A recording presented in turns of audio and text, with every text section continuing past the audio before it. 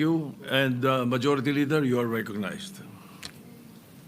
Maraming salamat, Mr. President, and thank you for that clarification and, of course, that manifestation.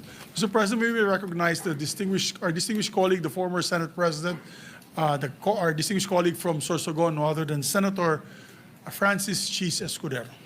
Yes, the gentleman from Sorsogon, Senator Francis Escudero, is recognized.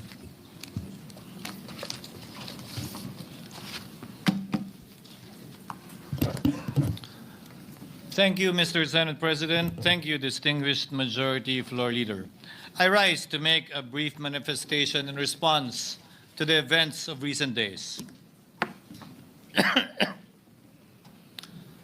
Ginoong Pangulo, meron po tayong kasabihan sa wikang Pilipino. Kapag nagturo ka ng daliri sa iba, may tatlong daliri na nakaturo palagi pabalik sa iyo. Sa mga nakaraang linggo, malinaw na nililihis ang galit ng taong bayan tungkol sa mga ghost at substandard flood control projects mula sa mga totoong may kasalanan patungo sa Senado at sa ilang mga miyembro nito.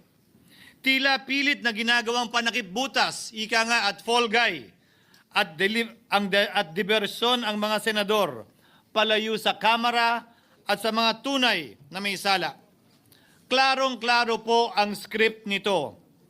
Ipitin ang tatlong dating DPWH officials, pakantahin sa kanila, mema banggit lang na senador, habang pinagtatakpan ang mga congressman na tunay nakasabwat nila sa mga lugar na ginagalawan nila. Simple ang patunay dito. Kapanipaniwala ba na wala silang kinausap na kahit isang congressman nakaupo na totoong may hawak ng mga distrito sa lugar na ginalawan nila sa hinaba-haba ng testimonya nila dito o sa Kamara? Banggit sila ng banggit, name drop sila ng name drop ng pangalan ng senador. Maski na klaro naman kung inyong papakinggan na wala silang masabing direktang nakausap o binigyan ng anuman. Lahat ito para lamang ipako ang mga senador sa media at sa publiko at ilayo ang atensyon sa Kamara at mga congressman. Bakit nga ba? Dahil tila mas malaking isda, ika nga, mas mataas, mas kilala ang mga senador kumpara sa congressman? Umaasa sila na maiibsan ang galit ng tao sa kanila sa kanilang mga anomalya ukol sa flood control at tuluyan na silang makakatakas mula sa anumang pananagutan. Isang tao lamang, Ginoong Pangulo, ang nasa likod ng script at sarswelang ito. Siya ang dahilan ng kaguluhan, pagkakaaway-away, pagkakawatak-watak na ngayon yumayanig sa ating bayan, maprotektahan lamang ang sarili niya. Ang pangalan niya ay matagal nang bulong-bulungan sa bawat sulok ng bansa, pero ngayon, unti-unti nang sinisigaw ng taong bayan.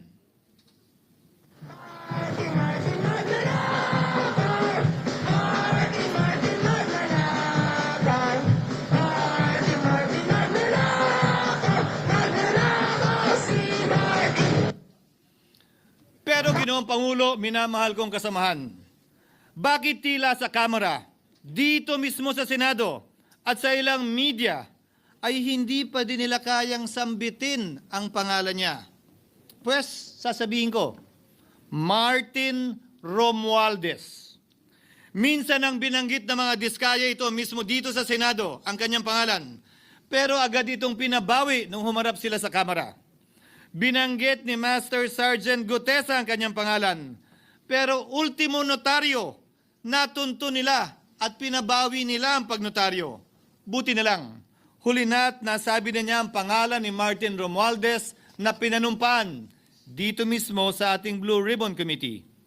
Hindi ba't si Ginoong Gutesa hindi ba't si Sergeant Gutesa lamang ang bukod tanging testigo na walang kinalaman, hindi sangkot sa flood control issue, walang hininging immunity, deal o proteksyon, kapalit ng kanyang pagtestigo. Siya ang kauna-unahang nagtestigo na personal na naghatid ng pera sa bahay mismo ni Martin Romualdez. Ang salaysay niya, Ginoong Pangulo, ay kumpirmasyon ng matagal nang isinisiwalat ni Congressman Chanco at Mayor Magalong kung sino ang ulo sa paglilimas sa kaban ng bayan na ating naririnig na rin. 13,803,693 with Congressman Saldico as proponent. For the record, ang binabanggit po nating Representative Elizaldico, siya po yung chairman ng House Appropriations Committee. Walang kaduda-duda yan. Ito nga, hirap na hirap silang banggitin pa yung isa sa mga mastermind nila dyan, si Saldico. Hirap na hirap pa silang banggitin. May isa pang mas mataas sa kanya? Hindi naman gagalaw yun kung walang... Siyempre, hindi naman gagalaw yun kung walang pahintulot yung mas mataas sa kanya. Just the House Speaker. Ginoong Pangulo, pahintulutan niyo po ako magkwento ng konti upang patotohanan ang mga salitang ito. Taong 2023 nung tinalaga si Ginoong Kiko Laurel bilang kalihim ng kagawaran ng agrikultura. Bilang suporta sa kanyang mandato, tinanong ko noon ang isang simpleng katanungan sa budget process natin. Bakit mas malaki ang pondo ng flood control kesa sa agrikultura? Why is it that the budget for flood control is bigger than the budget of the Department of Agriculture or the agriculture sector as a whole? The fifth biggest allocation, not even a department, is flood control.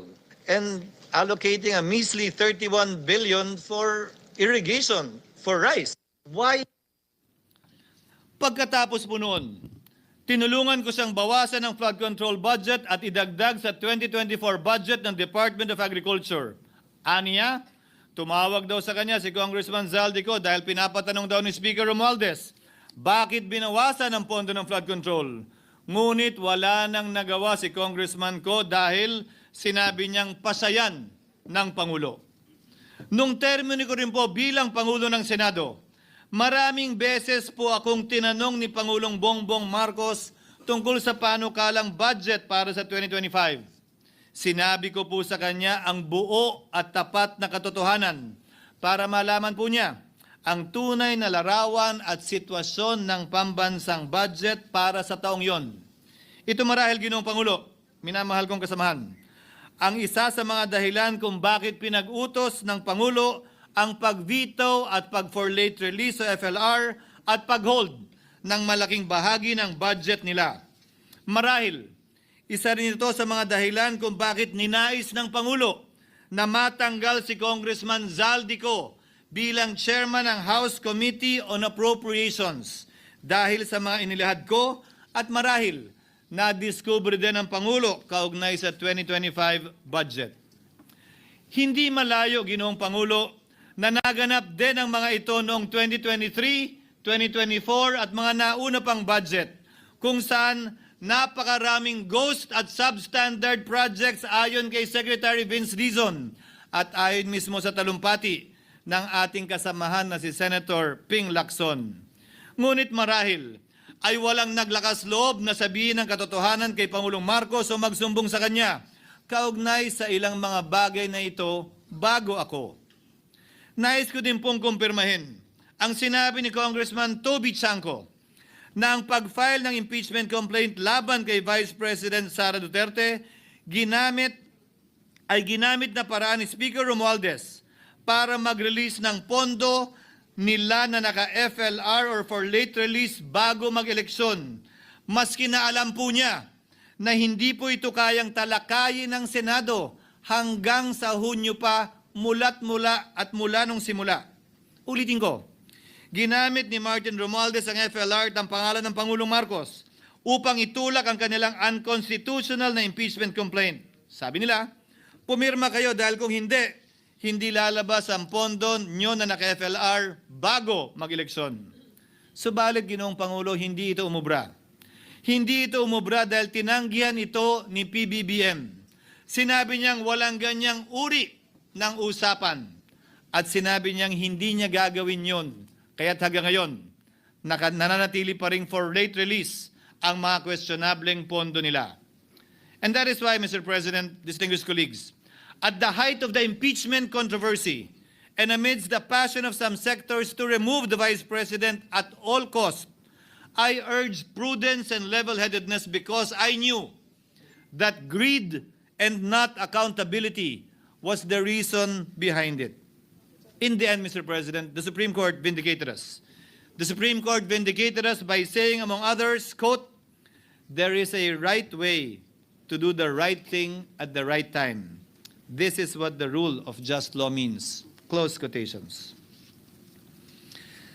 Ginoong Pangulo, sinisi po sa akin ni Speaker Romualdez ang pagkakatanggal kay Congressman Zaldico. Sinisi po niya sa akin ang pag-FLR or for late release ng kanilang mga proyekto.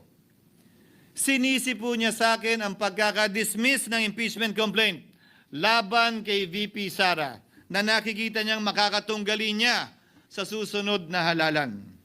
Sinisi din niya po sa akin ang pagkakasira ng kanilang maitim na balakin sa 2025 budget na nagawa nila ng walang balakid na mga nagdaang taon. Ginoong Pangulo, naging tapat ako at ginawa ko lamang ang aking tungkulin. Kung ano ang tingin kong tama at nararapat para sa bansa at sa sambayanan. Subalit, sa kabila po nito, nagsimula na ang lahat ng bira, paninira at kaso laban sa akin at sa Senado. At ang nasa likod ng lahat ng ito, walang iba kung hindi si Martin Romualdez. Ika nga ni Mayor Magalong na ngayon lamang nakita ko sinisiraan na rin ngayon.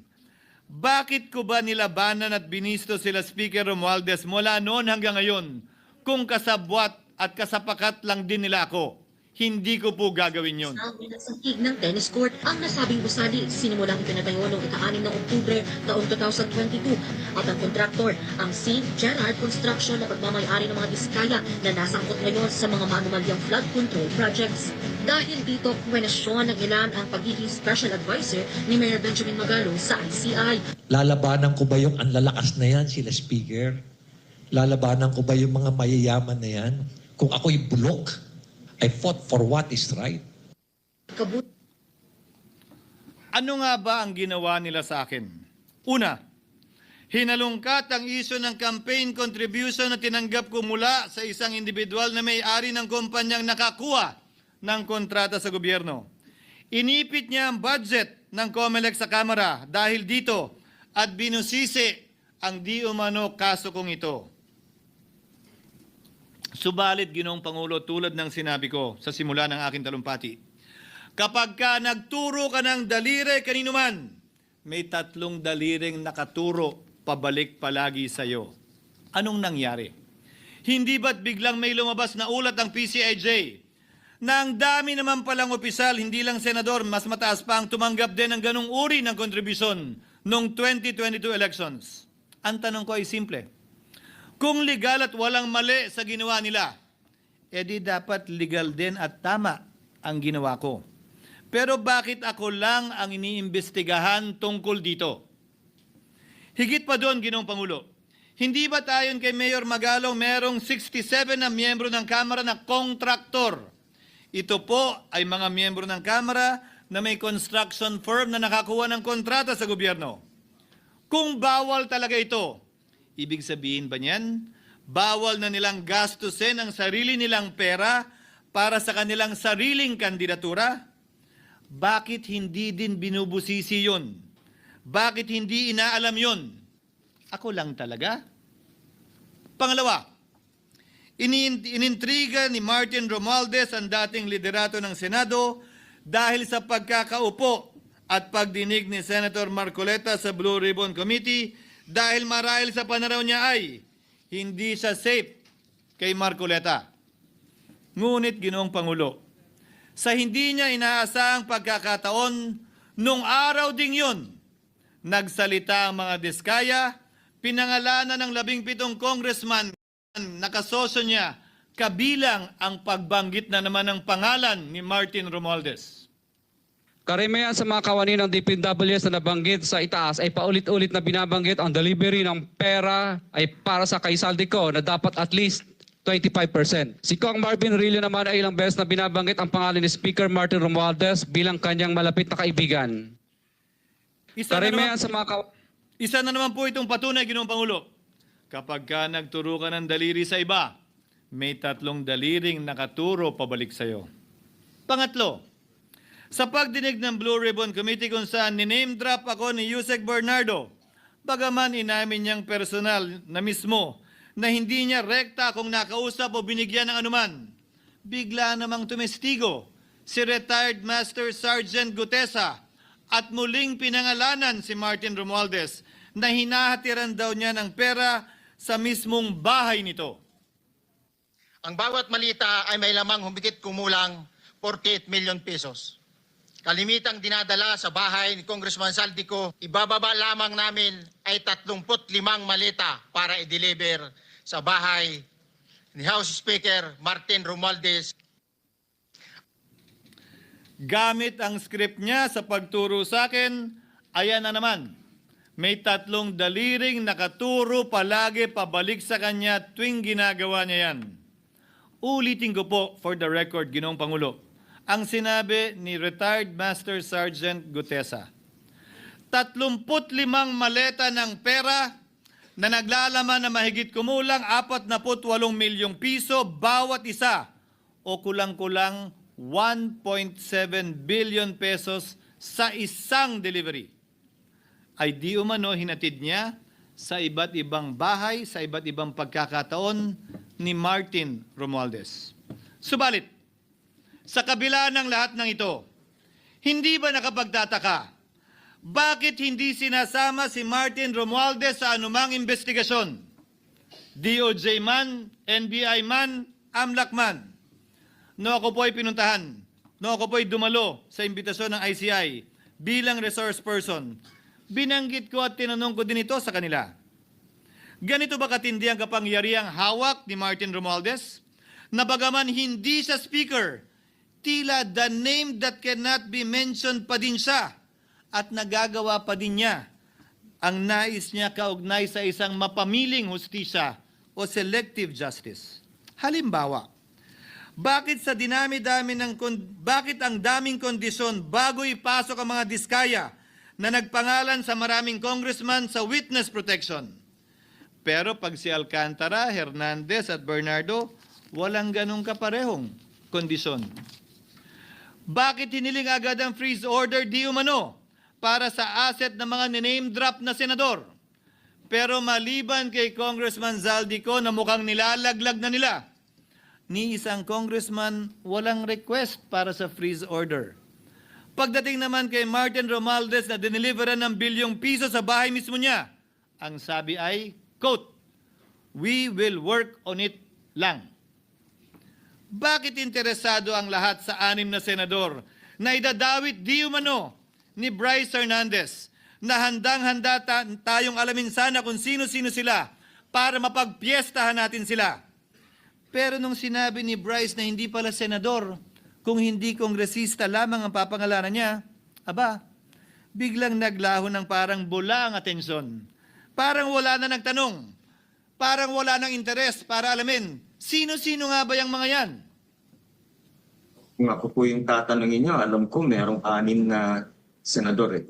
May nagtatanong sa akin, bakit wala si Cheese? And my answer to that is, I'm almost sure, no, probably hindi mame-mention si Cheese simply because walang insertion doon. Sa Bulacan. Escudero, wala doon. Hindi po senador yung laman nung computer ko. So fake news yun, ha? May 6 na senador na nunumbrahan mo daw. Mga congressman yung nasa computer mo. Yes, yung nasa computer ko po, congressman po. Okay, thank you.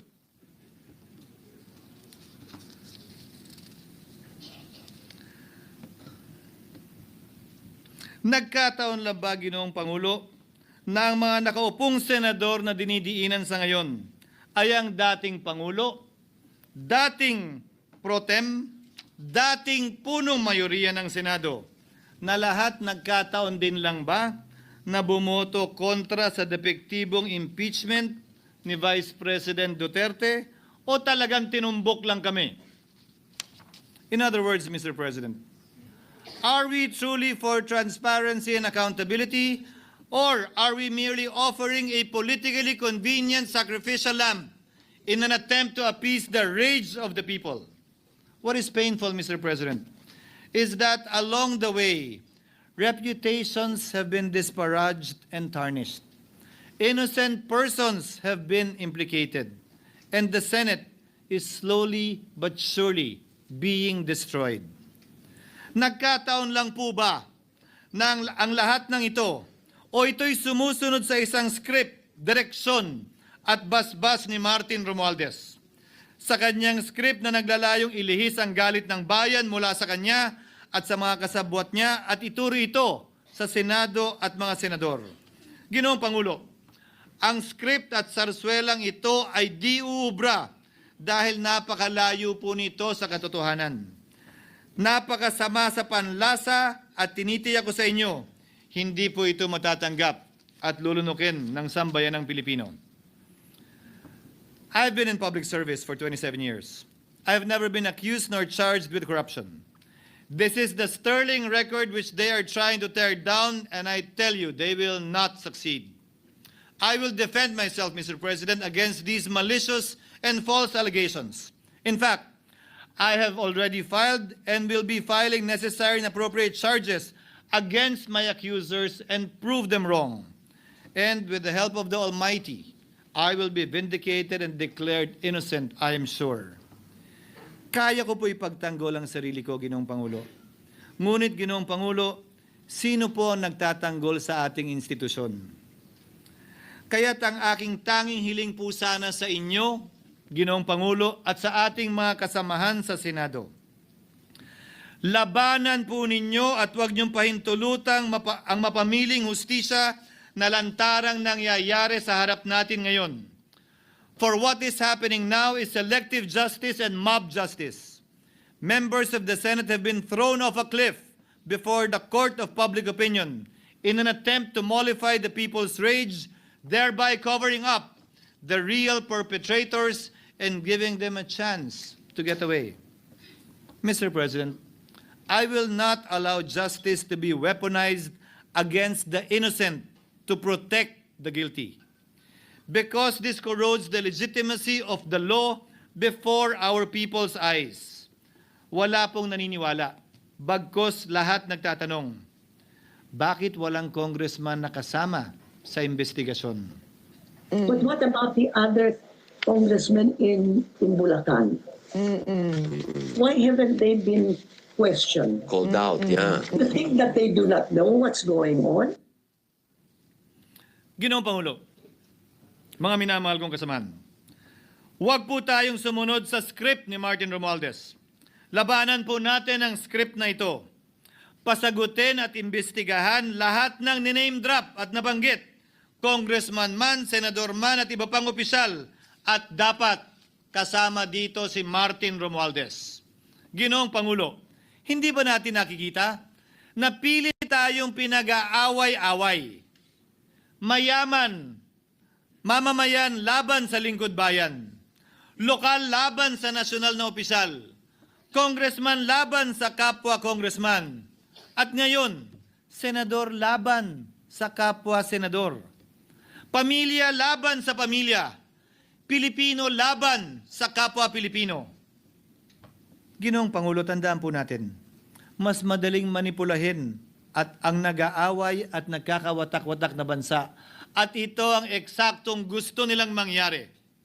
Ito, sa aking paniniwala, ay bahagi pa din ng script at sarswela na nais palaganapin ni Martin Romualdez upang lituhin, guluhin, linlangin at sirain ang ating lipunan at bansa para lamang huwag siyang mabisto.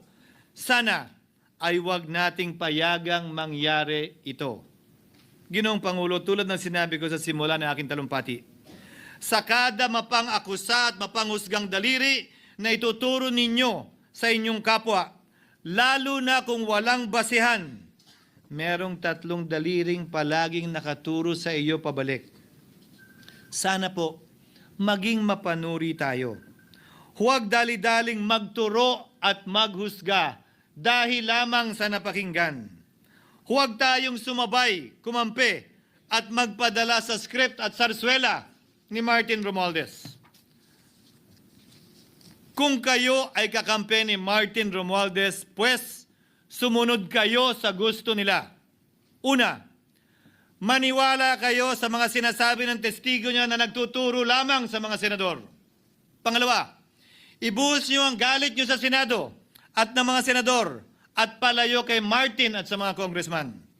Pangatlo, pagdudahan at sirain niyo si Sergeant Gutesa na bukod tanging hindi nakinabang at walang bahid at hiningi anumang kapalit sa pagsabi ng katotohanan. Pangapat, huwag niyong payagang mabanggit man lang ang pangalan ni Martin Romualdez. Panglima, huwag niyong payagang ipatawag si Martin Romualdez sa anumang investigasyon. Pang-anim, huwag niyong payagang imbestigahan si Martin Romualdez at mga kasamahan niya saan mang lugar. Ako, Ginoong Pangulo, hindi ako kakampi ni Martin Romualdez. Kaya lalabanan ko sa at lahat ng panglilinlang niya. Una, papatunayan kong hindi totoo ang mga panggigipit at paninira ng mga testigo niya laban sa akin at mga senador. Pangalawa, tututulan ko ang paglilihis at diversyon na ginagawa niya palayo sa kanya at sa Kamara. Pangatlo, hindi ko papayagang sirain ang mga senador pag away-awayin tayo at sirain ang institusyon ng Senado. Pangapat, pinaniniwalaan ko at saludo ako kay Sergeant Gutesa at iba pang katulad niya sa paglabas ng katotohanan. Panglima, hindi ako matatakot banggitin ng paulit-ulit ang kanyang pangalan, Martin Romualdez. At ipaglalaban kong ipatawag at imbestigahan si Martin Romualdez at lahat ng kanyang mga kasangkot at kasama. Ginoong Pangulo, mga minamahal kong kababayan, kung nais niyong lumitaw ang katotohanan, kung nais niyong panagutin ang tunay na salarin, kung nais po niyong makulong ang tunay na may kasalanan, huwag ninyong kampihan si Martin Romualdez. Punitin natin ang script ni Martin Romualdez at higit sa lahat, huwag magpadala, huwag sabayan, huwag maniwala sa sarswela na nilalako ni Martin Romualdez. Maraming salamat po, Ginoong Pangulo, at magandang hapon po sa ating lahat. Thank you, Senator Francis Chis Escudero. Majority Leader, May I ask for a minute suspension, Mr. President? session is suspended for 1 minute.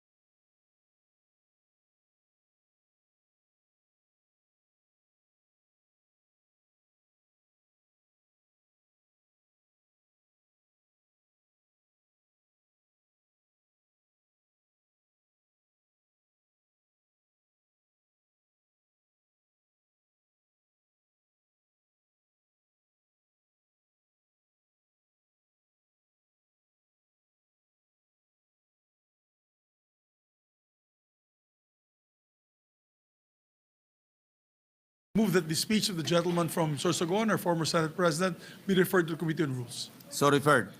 Mr. President, I move that we approve and dispense the reading of the journal of the 24th session, Wednesday, September 24, 2025. I so move, Mr. President. Is there any objection? Hearing none, the motion is approved. Mr. President, I move that we proceed with the reference of business. Is there an objection? There being none, the motion is approved. The Secretary will now read the items in the reference of business. Bills on first reading. Senate number 1381, an act instituting a comprehensive national autism spectrum disorder program, appropriating funds therefore and for other purposes. Senator Ejercito. Meron siya, sir.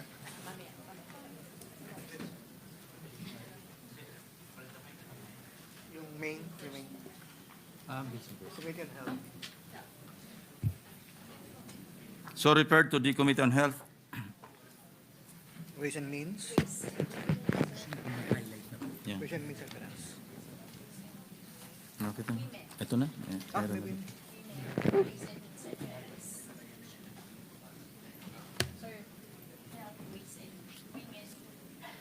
Yung una.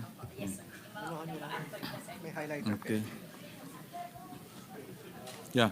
Referred to the Committees on Health and Demography, Women, Children, and Family Relations, and Gender Equality, Ways and Means, and Finance. Senate number 1382, an act creating a barangay to be known as Barangay Bukal in the municipality of Nabunturan, province of Davao de Oro. Senator Marcos. Referred to the Committee on Rules. Senate number 1383, an act declaring Mindanao Civic Center Complex located in Tubod, Lanao del Norte, a sports tourism destination, appropriating funds therefore and for other purposes. Senator Marcos. Referred to the Committees on Tourism, Sports, and Finance. 1384, an act establishing a TESDA Training and Assessment Center in Tubod, Lanao del Norte, to be known as the Tubod TESDA Training and Assessment Center, appropriating funds therefore and for other purposes. Senator Marcos. Referred to the Committees on Higher Technical and Vocational Education and Finance. 1385, an act establishing the Ilocos Norte Sports Institute and Research in the province of Ilocos Norte, appropriating funds therefore and for other purposes. Senator Marcos. Committee on Rules. 1386, an act declaring Pasig Islet of Barangay Bato in the municipality of Santa Cruz, province of Davao del Sur, as an aqua ecotourism site, appropriating funds therefore and for other purposes. Senator Marcos. Referred to the Committees on Tourism, Environment, Natural Resources, and Climate Change, and Finance. Senate number 1387, an act institutionalizing the Philippine Baka Industry Development Program, providing funds therefore and for other purposes. Senator Marcos. To the Committees on Agriculture, Food and Agrarian Reform, and Finance. Senate number 1388, an act abolishing the Credit Information Corporation, transferring its functions to the Bangko Sentral ng Pilipinas, repealing RA 9510 or the Credit Information Systems Act. Senator Villar M. Referred to the Committee on Banks, Financial Institutions, and Currencies. Senate number 1389, an act institutionalizing the bamboo industry development in the Philippines and appropriating funds therefore. Senator Villar M. Referred to the Committees on Trade, Commerce, and Entrepreneurship, and Finance. Senate number 1390, an act establishing the Disability Support Fund for the empowerment, full participation, and inclusion of persons with disabilities in society, and appropriating funds therefore. Senator Villar M. To the Committees on Social Justice, Welfare, and Rural Development, and Finance. Senate number 1391, an act instituting the Magna Carta for daycare workers, providing funds therefore. Senator Villar M. To the Committees on Social Justice, Welfare, and Rural Development, Civil Service, Government Organization, and Professional Regulation, and Finance. Senate number 1392, an act providing for protected geographical indications of locally produced agricultural or natural unprocessed or wild products, processed products, or any products of handicraft or industry. Senator Villar M. To the Committees on Trade and Finance. Senate number 1393, an act institutionalizing a system of fund administration of cash donations or humanitarian aid from local or foreign donors and sponsors during disasters, calamities, crises, or emergencies. Senator Villar M. Referred to the Committees on Social Justice and Finance. Senate number 1394, an act requiring all national, regional, and provincial government hospitals to establish, operate, and maintain a dialysis ward or unit in the respective hospital and providing free dialysis treatment to indigent patients. Senator Villar M. Referred to the Committees on Health, Social Justice, and Finance. Senate number 1395, an act defining and penalizing espionage and other offenses against national security. Senator Villar M. To the Committee on National Defense. Senate number 1396, an act expanding the grounds for nullity of marriage, providing further protections to the parties to the marriage and its common children, amending for the purpose EO 209 of the Family Code of the Philippines and RA 11596, are an act prohibiting the practice of child marriage and imposing penalties for violations thereof. Senator Ontiveros. To the Committee on Women, Children, Family Relations, and Gender Equality. Senate number 1397, an act requiring the declaration of the value of imported goods in shipping and airline documents and prohibiting fraudulent alteration of cargo manifests, bill of lading, and airway bill, amending for the purpose RA 10863, otherwise known as the Customs Modernization and Tariff Act. Senator Marcoleta. Referred to the Committee on Ways and Means. Senate number 1398, an act regulating the imposition of fees for the use of parking spaces located within commercial and business establishments, institutions, and other parking facilities, and prescribing penalties for violations thereof. Senator Marcoleta. Committee on Trade. Additional reference to Business Committee Report. Committee Report number 2, prepared and submitted by the Committee on Foreign Relations on proposed Senate Resolution 139, concurring in the ratification of the Letter of Agreement on Narcotics Control and Law Enforcement between the Government of the Republic of the Philippines and the Government of the United States of America, recommending its approval without amendment. Sponsor, Senator Marcos. The calendar for ordinary business. Majority Leader. Mr. President, may we recognize a distinguished colleague from Tarlac and Pampanga, no other than Senator Rodante Marcoleta, Mr. President. Senator Rodante Marcoleta is recognized.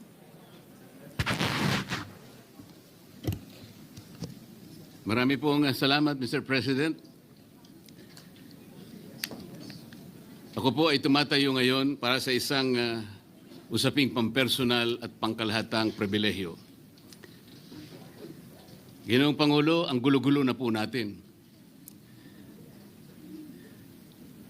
Ito pong huling pagdinig sa Blue Ribbon Committee na kung saan ay lumabas po ang isang testigo na nagngangalang Master Sergeant Orly Gutesa. Ako po ay nabansagan na kulang po sa kortesiya. Para sa akin po ay hindi po tama na nagpapasaringan po tayo ng ganun. Iisa po ang ating layunin. Hindi po tayo magkakalaban sa layunin na matuntun po natin ang pinaka-problema kung bakit nasadlag po ang ating bansa sa ganitong kalagayan. Hindi ko naman po kasalanan ako po'y hanapin ni Sergeant Gutesa. Hindi ko po siya kilala eh. Hindi ko po kasalanan kung ako po ang hinanap niya at hindi iba. Nung pong makita ko po yung kanyang salaysay, ang sabi ko lamang po sa kanya ay, kung malakas ang loob mo talaga at naniniwala kang dapat mong gawin ito para sa iyong bansa, dalawa lang ang pwede mong gawin para sa akin. Ipanotaryo mo yan, at kung malakas ang loob mo, bukas ng umaga bago mag-alas 9, kailangan nandun ka na sa Senado. Alam po yung notaryo, para sa akin lang po yun eh. Gusto ko lamang siyang testingin kung talagang totoo nga ang kanyang mga gustong banggitin. Ang pinakamahalaga po ay haharap siya, tatayo, at susumpa sa kalagitnaan ng pagdinig. At doon ay pakikinggan natin. At doon ay sama-sama natin siyang i-interpolate. Tatanungin. Nakita naman po ninyo kung paano niya sinasagot ang bawat tanong. Walang pag-aalinlangan. Siya lamang po ang natatangi na testigo na kumonekta sa pangalan ni Saldico at Martin Romualdez. Wala nang iba. Ngayon po siya ay naharap sa napakaraming pasaring din. Bakit po ako ay walang kortesiya?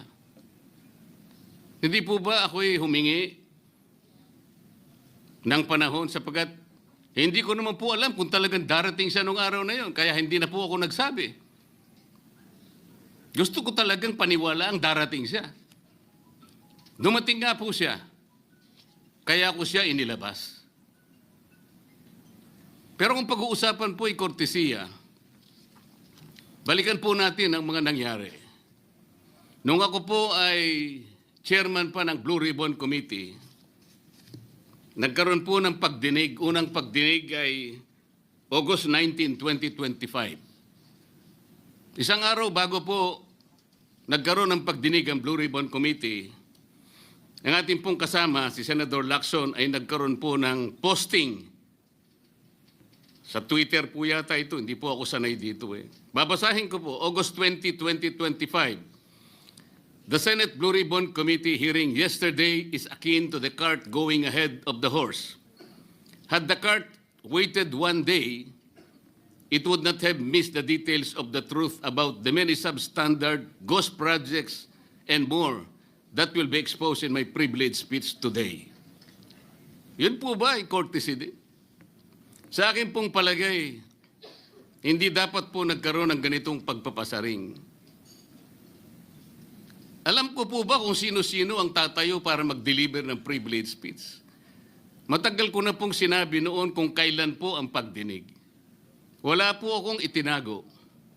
Ngunit kung sasabihin na kung naghintay kami ng isang araw, ay mas marami pa sanang mga detalye at katotohanan ang naihayag.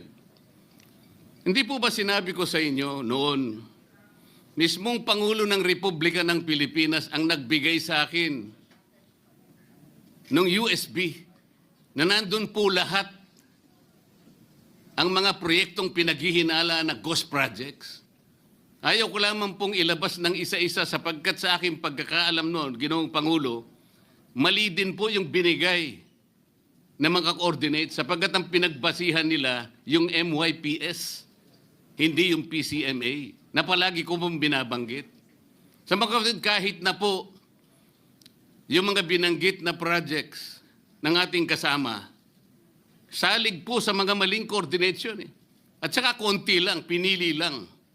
Nagkataon lang po maganda nga talagang pagkakapresent sapagkat kulang na lang po yung cinematography at saka screenplay. Kung meron pa lang sanang sound effects, baka nandun yun. Huwag po sanang ganun magpasaringan tayo. Iisa po ang layunin natin dito eh. Yung matukoy natin kung sino ang merong utak dito. Na ngayon po ay unti-unti na pong naihayag. Sino bang natatakot kay Martin Romualdez? Marami po siguro dito sa kapulungan ito. Pero hindi ako natatakot kay Martin Romualdez.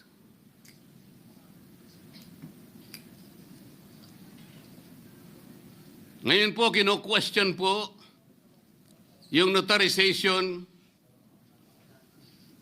ng statement ni Gutesa. Dahil yung babae po, yung abogadong babae, nag-notarize, tinalikuran po niya ang yung kanyang signature, yung kanyang pirma. Nandyan po ba yung assistant natin para ipakita po natin? Ayan po yung huling bahagi ng dokumentong ninotaryo doon sa opisina ng abogadang babae na ngayon ay tinatalikuran niya ang kanyang pirma. Doon sa right side po, ayan po yung ninotaryo sa dokumento ni Gutesa. Yung kaliwa po ay iba pong dokumento. Tingnan po ninyo yung pagkakahawig. Ibig po ba ninyong sabihin, Ginoong Pangulo, yun pong notarial details, yun po yung kulay blue, na kung saan nandyan yung PTR, nandyan po yung MCLE number, nandyan po yung kanyang roll number, ang kanyang address. Nakuha po ba ni Gutesa mula sa opisina ng abogada at in-stamp niya?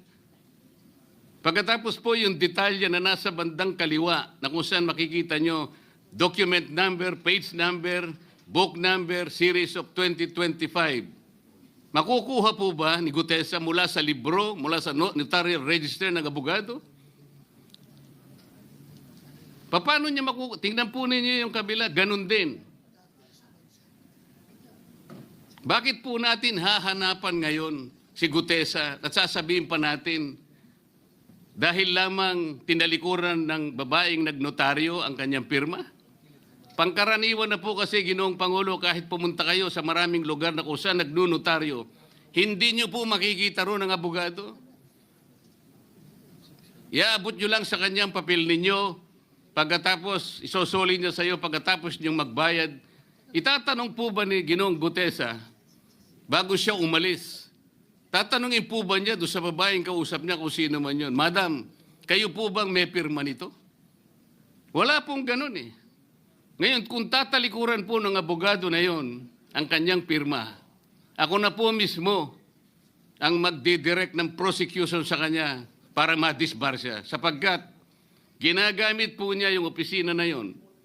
Pakita po ba natin, pwede po nating ipakita yung opisina, yung kanya, ayan po yung kanyang lugar. Ang opisina po niya ay sa Ermita, ngunit yan po ay ginagamit niyang address. Ayan po makikita ninyo. Notary Public 24/7. Ibig niyo sabihin, nandyan at hindi na natutulog yung abogado na yan. Sigurado meron siyang tao dyan na pumipirma. At ginagaya na lamang ng kanyang staff o secretary yung pirma niya. Ganyan po palagi. Kalakaran. Kalakaran, ngunit hindi tama. Sapagkat sa batas po ng notaryo, kailangan nakaharap po yung magnunotaryo sa nagpapanotaryo. Bakit po niya ngayon sinabi na hindi niya pirma yon? Maring hindi niya pirma. Ngunit, tinayaan niya kung sino man ang taong yon na ipirma yung dokumento. Kagaya po ng nasabi ko, naging academic na po yung notaryo. Sapagkat ang tao ay tumayo sa ating kapulungan. Binasa niya yung kanyang statement. Yung mga bayarang media nga po, sinasabi pa eh. Kino-quotes ko pa eh. Bakit ko po siya sinabihan na dahan-dahan siya? Dahil po nung panahon na binabasa niya na yung kanyang statement, sinusundan po namin yung kanyang binabasa. Binigyan ko po ng kopya ang chairman ng Blue Ribbon Committee. Binigyan ko ng kopya ang ating Senate President at yung aking katabi si Senator Gatchalian dahil 4 lamang pong original ang meron kami. Yung binabasa pala niya ay Xerox copy kaya may naputol sa baba. Gusto ko lamang pong ma-record ng totohanan. Dahil doon sa umpisa po niya, merong isang linya po siyang nalaktawan. Alam po ito ng mga kasama natin na sinusundan po habang binabasa namin. Doon sa pangalawa po, 2 linya naman po ang nalaktawan niya. Kaya gusto ko lamang pong maging maayos ang pagre-record ng kanyang statement. Ano po sabi ng mga bayarang media? Hindi ko naman po nila lahat. Kaya ako po hindi nagpapa-interview sa kanila eh. Alam ko po ang karakter ng ating media ngayon. Nakakaawa na po ang kalagayan. Binanggit na po ng dating Senate President ang nangyari do sa statement ni Diskaya. Siya ang kauna-unahang nagbigay ng statement na kung saan binanggit ang 17 congressmen. Ngunit nakakapagtaka. Hindi na po natin tinutuntun yung 17 na yon. Kagaya na nga sinabi ng Senate President, napupunta na, natutuon na yung pagtuntun sa mga kasama natin dito. Bakit po? Natatakot ba tayo kay Martin Romualdez? Siguro po, yung iba sa inyo natatakot. Ginoong Pangulo, naghalo na po ang balat sa tinalupan. Bakit po? Ngayon ko lamang po nakita sa pagdinig ng Blue Ribbon Committee. Nandun po yung Justice Secretary. Hindi pa po natin natatapos na pagtatanungin yung respondent, yung resource person, na tayo po ang merong legal and physical custody. Hindi ko maintindihan kung bakit dadalhin niya sa kanyang opisina at pagbalik niya, meron na siyang supplemental affidavit. Ano po ba itong nangyayari sa atin? Meron na ba tayong alituntunin? Meron na ba tayong agreement sa pagitan ng DOJ at ang pag-imbestigang ginagawa natin sa Blue Ribbon Committee? Hindi ko na po maintindihan kung ang Blue Ribbon Committee is the investigative arm of the Department of Justice.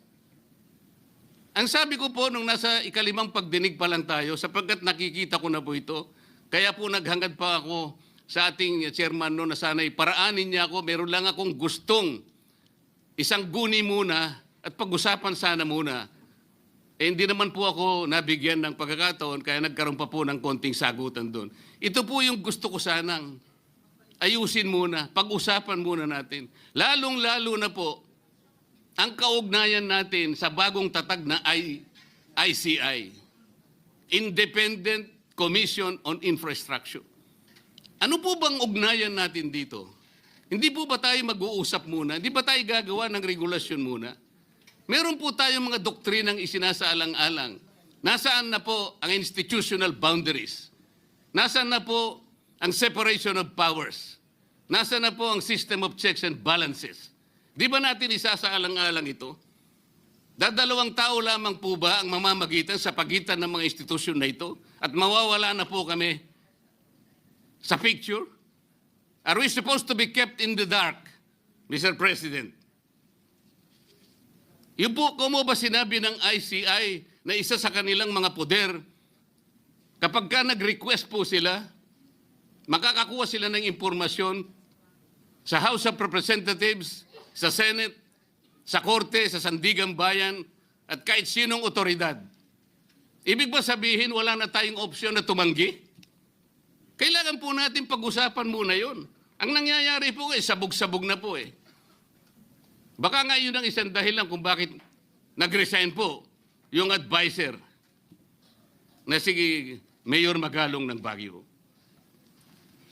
Yung pong mga pasaring, ito po yung nakakapagbigay sa atin ng hindi naman kailangang pag-aaway-away o pag-aalitan. Hindi po maganda sa ating panig ito. Tingnan lamang po natin yung interview sa DCMM ng ating kasamahan, chairman ng Blue Ribbon Committee, ng mga host ay si Victoria Tulad at si Christian Yosores noong September 28, 2025. Ang tanong po nila, ilang hearings pa ang nakikita ninyong gagawin ninyo? Ang sagot po ng ating kasama, Senator Lacson, yun ang hindi ko pa masabi.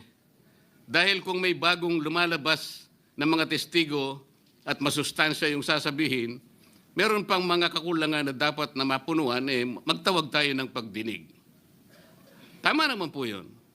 Pero ito pong pangalawang saknong, ang sabi po, pero kung paulit-ulit lang at masa-sidetrack o kaya palihis yung direksyon ng inquiry, yun ang i-assess namin kasi medyo lumihis na. Ano po yung lumihis? September 28, dito lumabas si Master Sergeant Orly Gutesa. Lumihis po ba o dumiretso? Mula kay Saldico, ikinonekta po niya kay Martin Romualdez. Sa akin palagay, dumiretso po, hindi tayo lumihis. Pagkatapos tinanong pa po, do you think po, coach po si Gutesa? At iba pong observation, baka si Senator Dante Marcoleta dahil parang sinabihan siya nung nagbabasa siya. O nalimutan mo, balikan mo itong paragraph na ito. Naipaliwanag ko na po kung bakit ko lamang sa sinansala at sinabi kong balikan mo sapagkat meron nga po siyang nalalaktawan base po sa sinusundan namin na binabasa niya na dokumento. Ang sagot po ni Senator Lacson, medyo natawa pa nga siya, kayo nang humusga sa lahat ng yan, tayo nag-viral na. Siguro, ang sasabihin ko na lang, yung hula nyo, yun ang hula ko. O hula ko, hula nyo. Parang, your guess is as good as mine. Hindi po maganda yung inference. Parang ang lumilitaw, kinotes ko eh. Bilang isang abogado, magmula po nung ako'y maging abogado, inisip, hindi ko po ginawa yung mga bagay na ito. Kumisan nga ako eh. Hindi na abogado, sila pa yung nagsasabi eh. Katulad po ni Saldico. Ang sabi ko lang naman po eh, matunog na yung pangalan niya. Napakaraming sources na nagsasabi, kumukonekta kay Saldico, pwede ba natin siyang imbitahin? Ang sabi po, hindi na raw siya imbitahin because of interparliamentary courtesy. Ang sabi ko po, ang interparliamentary courtesy hindi po nalalabag kung iimbitahin lang siya. Halimbawa, invitation letter lang. Nagawa ko po yun kay Congressman Toby Chanco. Voluntaryo po yun eh. Kung darating siya, salamat. Kung hindi siya darating, okay lang. Ngunit, ang pinag-uusapan natin ay problemang kasangkot na po ang kinabukasan ng ating bansa. Sasabihin ba natin interparliamentary courtesy? Nakikinig po ang buong bayan. Tatakpan po ba natin ng dahil sa interparliamentary courtesy? Nakasulat po ba sa bato yun? Absolute po ba yun? Yun po yung aking ikinasasama ng loob eh. Hindi po tayo dapat mag-away-away. Iisa po ang ating layunin. Ang ating bansa ang pinaka-importante sa ating lahat. Bakit po kinakailangang ilihis natin? Bakit po tayo gagawa ng paraan para pagtakpan po natin ang hindi dapat pagtakpan? Ginoong Pangulo, ngayon po'y masasabi ko, si Master Sergeant Orly Gutesa ay mas credible pa po kaysa sa marami sa atin dito sa kapulungan ito. Si Master Sergeant Orly Gutesa, mas matapang kaysa sa mas marami dito sa ating kapulungan. Maraming salamat po, Ginoong Pangulo. Thank you, Senator Marcoleta. Majority Leader.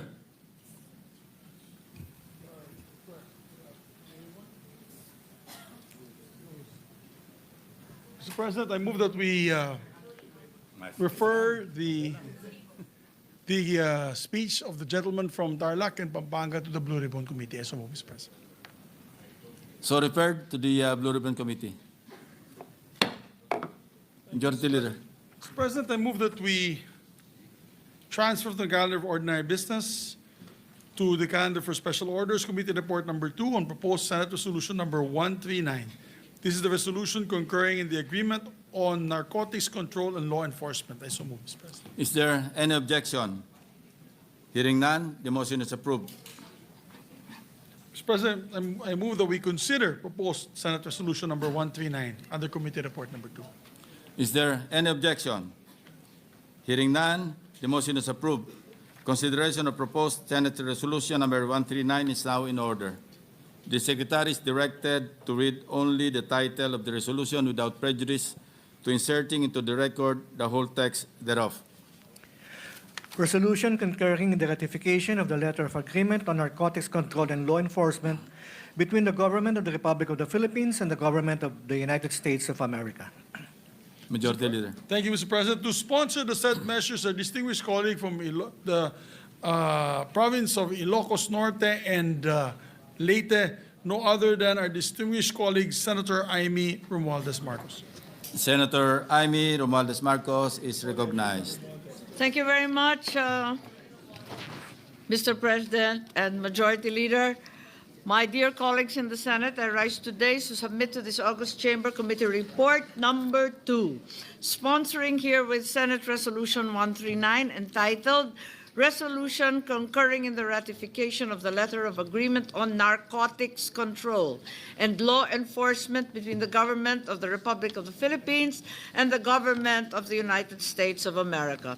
Mr. President, the Philippines has fought long and hard a flailing war against illegal drugs, drug trafficking, substance abuse, the full gamut of crimes related to drugs continue to destroy lives, break Filipino families, and weaken our communities. Unfortunately, our struggle against illegal drugs appears to have weakened in the last few years in intensity and in focus.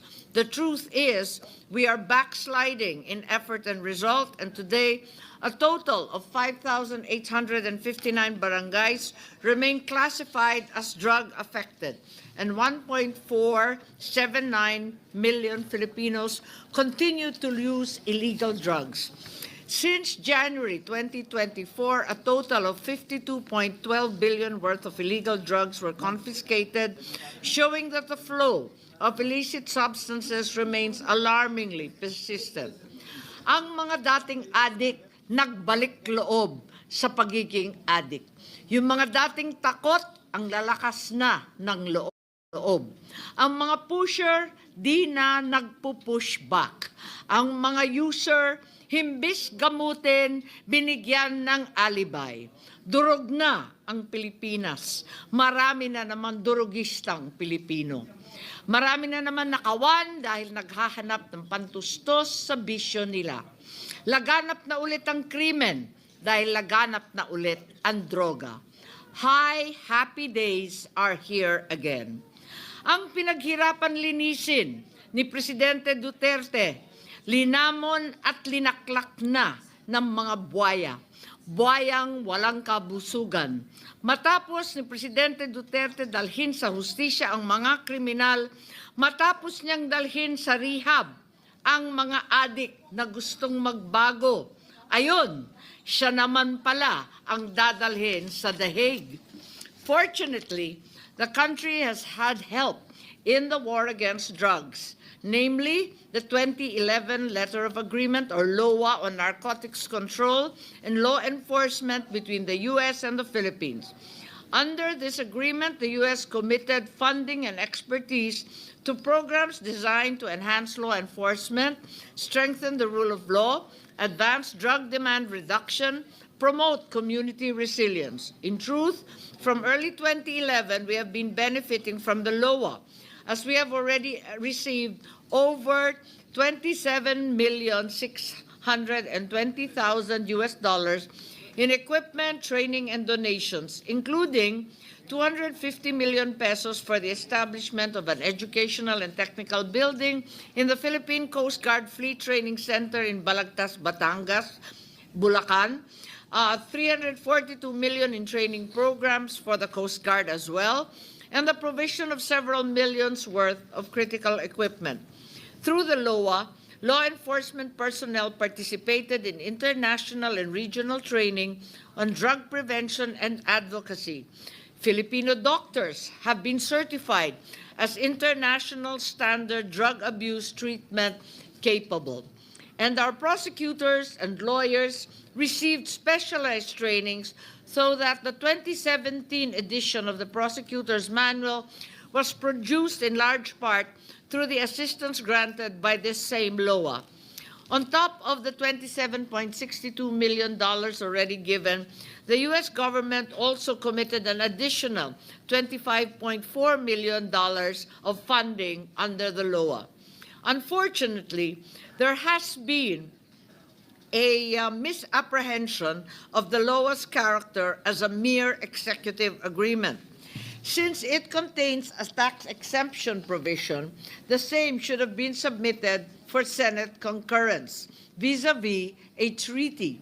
However, because these provisions were never invoked by the U.S. before, the issue of whether tax exemptions are operative without Senate concurrence never arose until today.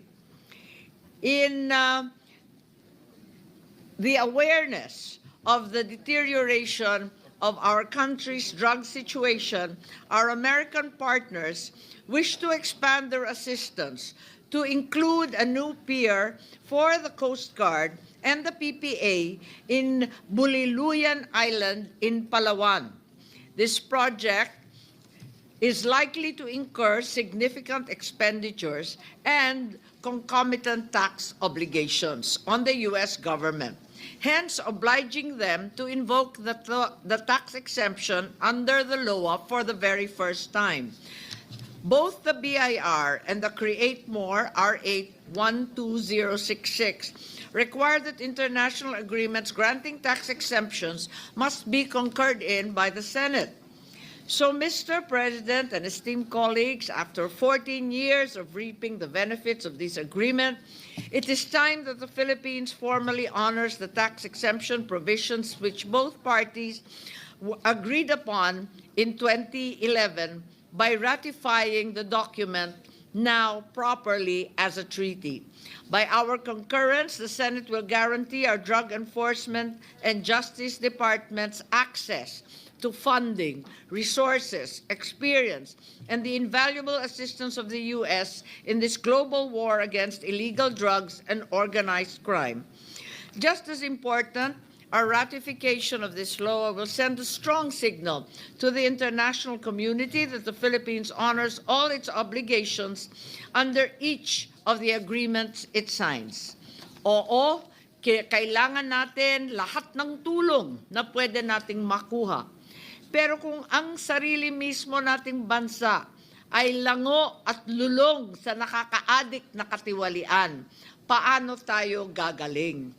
Gayong mas gusto pa ng ilang mga politiko na wala sa wisyo ang taong bayan para mapagpatuloy nila ang kaadikan sa kapangyarihan. Dalawa lang ang kapalaran ng mga mata sa lipunan: mamuti sa gutom o mamula sa droga. Dahil dito, hinihiling ko ngayon ang inyong pahintulot at sang-ayon sa ratifikasyon ng LOA